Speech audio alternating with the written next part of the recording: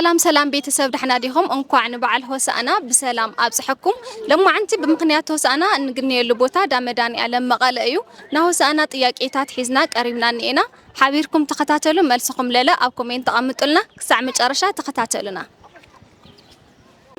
سلام انكوع أبصحكم أمين انكوع حبيرو بصحنا تقلشي هوسانا تاي مالتيو هوسانا أريام مالت هوسانا تم يخلك تقلش كالاي طياقي قويتانا مدحيننا إيس كرستس لمن تاي مسلكم بعد قلت سغيلنا بيرساليم لاتيه بصحي فلتان اوكي اشي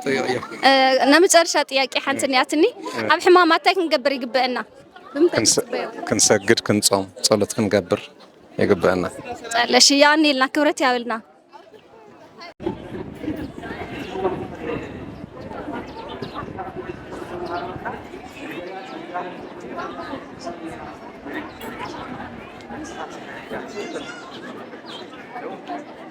سلام سلام انكو عز حكا حبيري صحنا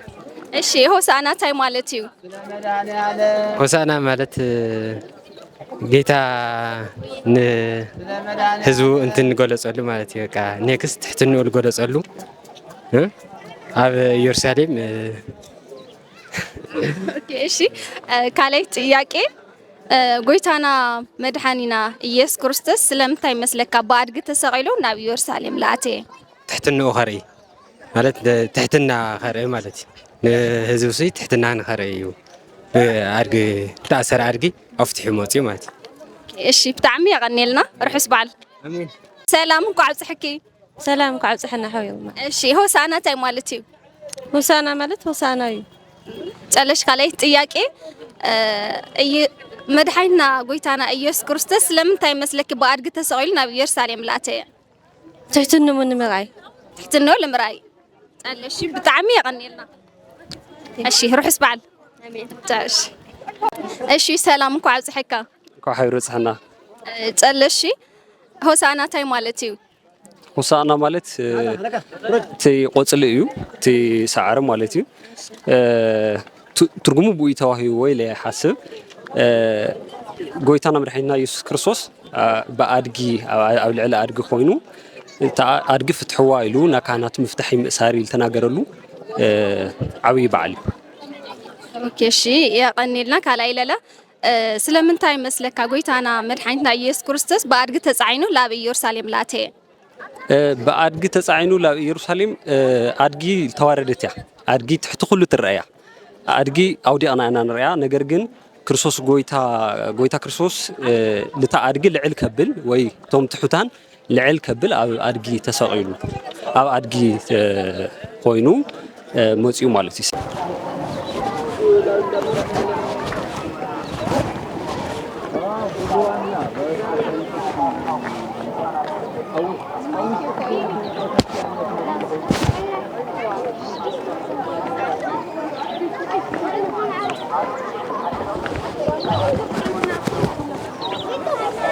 ويا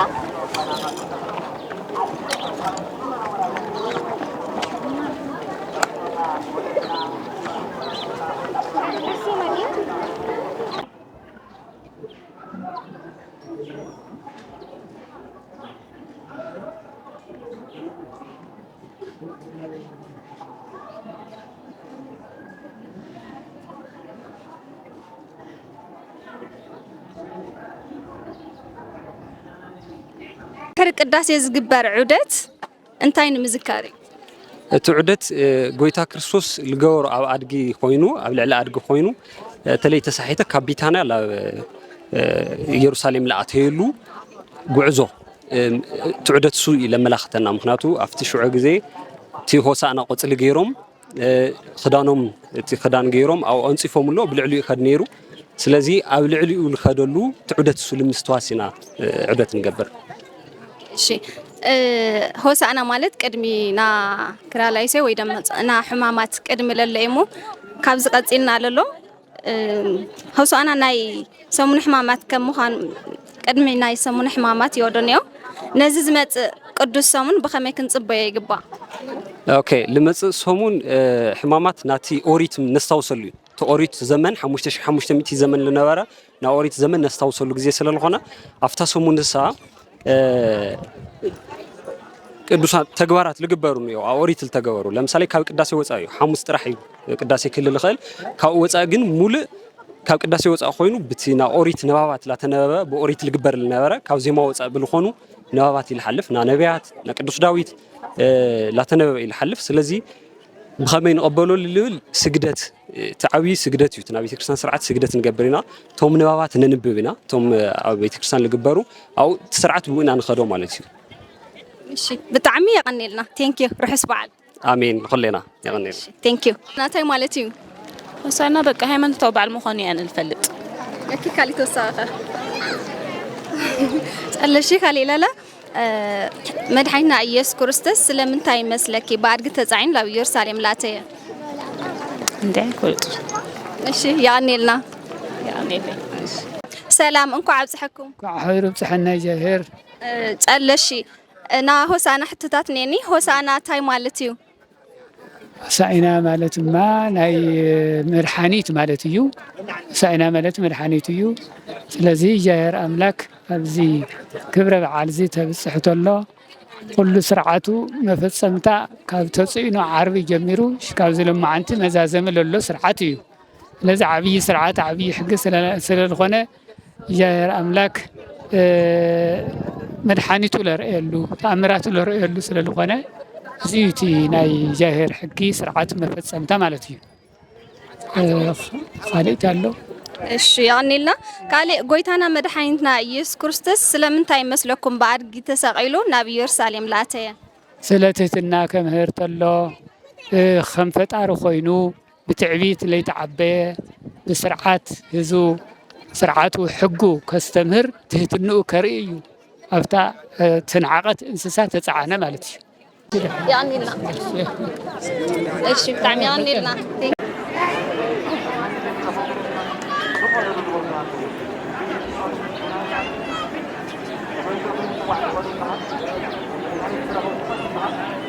سلام كعبز حكاش مكاسكلالينا سلام تخصي بهال حيرم كعبز حنا صبا نهو سانا حتوتات نيني هاي انا كوبز حيكون كون حتوتاتنا اكزاهرنا موكر هو سانا تاي مالتي لا انت خطل تي با سم لسري انا بزح يكون كوني هو سانا درو حدا خفتو من اي صمار وع بعلات حدا خوينو مرحنا يسكورسس لا يدرس مش خالي جزيس كامل هذا شيء يعني لنا ثانك يو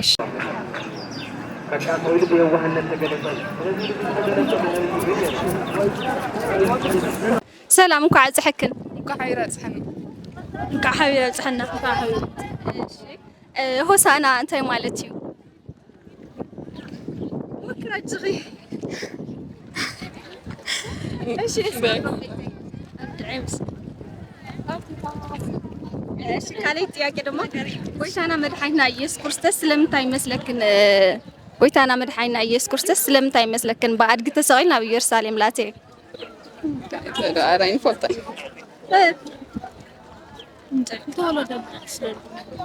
تولد العد سلخونة እሺ يعني لنا እሺ ሰላም እንኳን ዓብጽሕና ሽምኩም አላሊና መምህርን ማቆም ይባል ኦኬ ጨለሺ ሆሳና ታይ ማለት እዩ ሆሳዕና ማለት ጌታችን ኢየሱስ ክርስቶስ ሆሳዕና ማለት ትርጉሙ ብስሩ መድኃኒት ማለት እዩ መድኃኒት ለእስራኤል ዘድሐነ ለአዳም ተስፋ ዘሃበ መድኃኒት ማለት እዩ ሆሳዕና ማለት እሺ ካልአይ ጥያቄ ለለ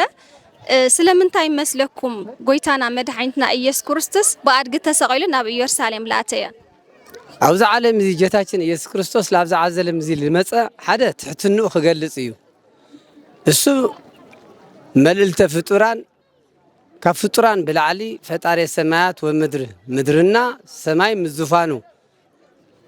እንዲሁም መላእክት ዝፈጠረ ጎይታ እዚ ለሃለየ ግን ለደቂ ሰባት ትሕትና ከምህረና ኣብ ደለየ ግዜ ምኽንያት ኮን ደልዩ ኩሉ ግዜ መጻሕፍትና ምሳሌ እዩ ሓደ አርግ ማለት ትሑት እዩ ተገዛእ እዩ ብናዳ ናይ ደቂ ሰባት መገልገል ማለት እዩ ስለዚህ ጎይታና መድኃኒትና ኢየሱስ ክርስቶስ ደግሞ ላብዛ ዓለም እዚ ከገልግለና ኣብ ልመፀሉ ሰዓት ብቲ ትሑት ዝኾነ እዩ ገሊፅልና ትሕትንኡ ኦኬ እሺ ስለምንታይ ኢና ሎማዓንቲ ኣውሻዕና ንጥቀም ወሳዕና ንጥቀም ቶም ህፃናት ሽማግሌታት ቆፅለ ነሲኦም ጎይታ መድኃኒትና ኢየሱስ ክርስቶስ ላብታ ኢየሩሳሌም ኣብ ልጉብኘሉ ጊዜ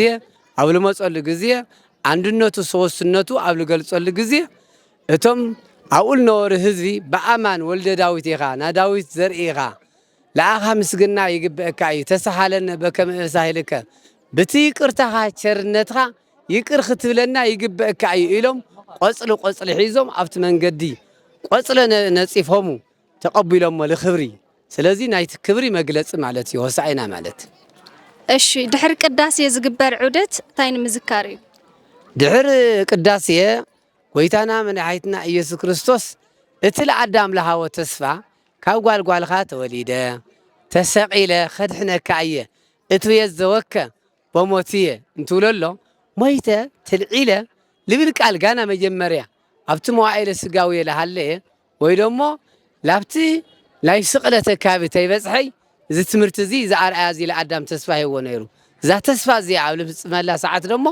ወደቶ ሆሳዕና ዘይሩ ተኣምራቱ ኣብ ልገለጸሉ ጊዜ እንዲሁም እቶም ሻዓይቱ መቀኛታት ነበሩ ኣይሁድ ልጎይታ እንተመስግኑ ንስኻትም ስቆሉ ኣብ ልበሎም ጊዜ ኣኢባን ትልዒሎም እዮም ምስግንዎ ኣምልኮቱ ገሊጾ ስለዚ ኣብዛ ዕለት እዚኣ ዓብዪ ተኣምራት ምስ ገለጸ ብድሕሪኡ ላብ ሰሙነ ሕማማት ይበሃል ካብ ናጋ ጀሚሩ ማለት እዩ ሰሙነ ሕማማት ማለት ናይቲ ጎይታና መድኃኒትና ኢየሱስ ክርስቶስ ሕማማቱ ልንዝክረሉ ሓሚሙ ተሰቂሉ ቤዛ ኮይኑ ደሙ ዘፍሰሰልና ደሞ ፍሲሱ ደሞ ለኣዳም ልከሓሰ ኣዳም ምስ ደቁ ኣብ ገሃነመ እሳት ወይ ደሞ ኣብ ሲኦል ዝበሃል ቦታ ተፈሪድዎ ይቕመጥ ነይሩ ነገር ግን ተሰቂለ ከድሕነካ እየ ኣብ ልብል ቃል ግን ዛዕለ እዚኣ ልነስታውሰላ ማለት እዩ ዘሙነ ሕማማት ይበሃል ለኣዳም ዓብዪ ተስፋ ዝረኸበሉ እዩ እሺ ኣብ እዋን ሕማማት እንታይ ክንገብር ይግብአና ኣብ ሕማማት ካብቲ ናይ ስጋ ዘሎ መብልዕ ተኸልኺልና ንጽህና ሒዝና እቲ 24 ሰዓት ጎይታና መድኃኒትና ኢየሱስ ክርስቶስ ኣብዛ ዓለም እዚ ዝገለጸልና ወይ ደሞ ብኣርኣያ ለሃበና ላስታወስና ሕማሙ ሞቱ ትንሳኤኡ ልንዝክረሉ ማለት እዩ ስለዚ ካሊእ ና ስጋዊ ሓሳብ ኣብዚ ሰሙን እዚ ክነሓስበሉ ኣይፍቀዲ ስለዚ ናይቲ ጎይታና መድኃኒትና ኢየሱስ ክርስቶስ ቤዛ ዓለም ቤዛ ክርስቶስ ቤዛ ዓለም ኮይኑ ለኣዳም ለድሖኖ ዛዕለ እዚኣ ደሞ ዓባይ ዕለት ይበሃል ትክክለኛ ምልክት ለግነየላ ኣዳም ተስፋ ልረኸበላ ዓሰር ስለ ዝኾነት ካሊእ ሓሳብ ኣየድሊ ኣብ ሰሙነ ሕማማት ስለ ሞቱ ስለ ትንሳኤኡ ስለ ግርፋቱ ስለዚ ላብዛ ዓለም እዚ ትመፅሎ ግዴታ ክግረፍ እዩ ለኣነ ኣርኣያ ክኾን ደሊ እዩ ስለዚ ጎይታ መድኃኒትና ኢየሱስ ክርስቶስ መጀመርያ ብትሕትና ይገሊጽልና እርስ በርስና ክንፋቐር ኣብ ትሕትና ለሎ ጥቕሚ ክንፈልጦ ስለዚ ቤዛ እዩ ኮይንና ጎይታ መድኃኒትና ኢየሱስ ክርስቶስ ስለዚ ቤዛ ስለ ዝኾንና እቲ ለኣና ልከሓሰ ደሙ ለፍሰሰልና ላስታወስና ልንዝክረሉ ዕለት ስለ ዝኾነ ዓብዪ ዕለት እዩ ስለዚ ካብቲ ናይ ስጋዊ ስራሕ ኣቐዲምና ናይ ነፍሲ ልንሰርሐሉ ቦታ ስለ ዝኾነ ስለዚ ሰሙነ ሕማማት ይበሃል እሺ ብጣዕሚ ይቐኒልና ክብረት ይሃበልና ርሑስ በዓል አሜን ተንኪዩ ይቐኒልና እሺ